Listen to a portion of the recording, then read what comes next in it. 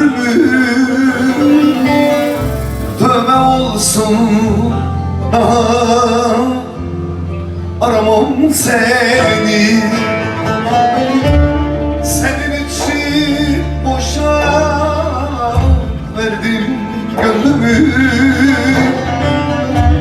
tövbe olsun daha aramam seni.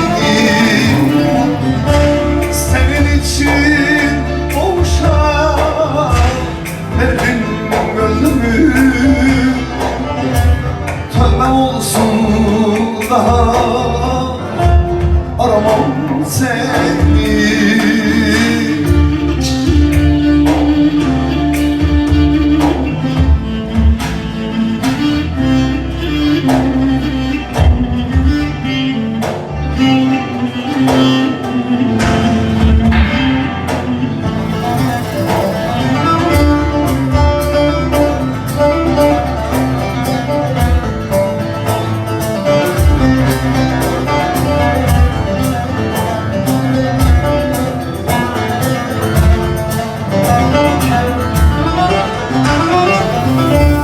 Bir zaman hayalim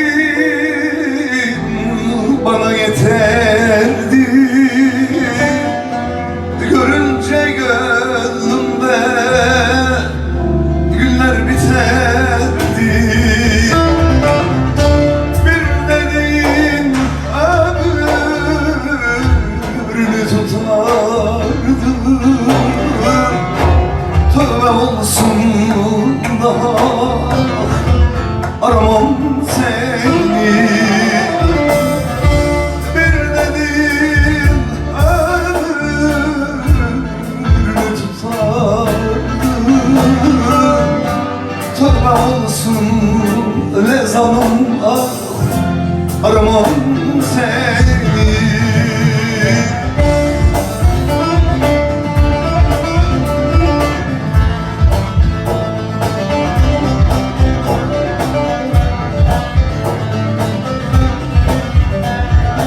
Serkan, isteğini göremedim ya Serkan Bey. O kadar.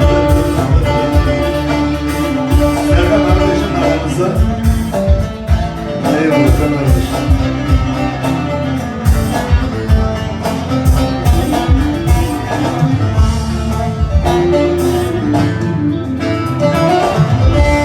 Seherden ağlayan bülbüle döndüm, hasretinle böyle yandım hayatım. Sen hakikatlı birisi sandın, tövbe olsun daha aramam seni.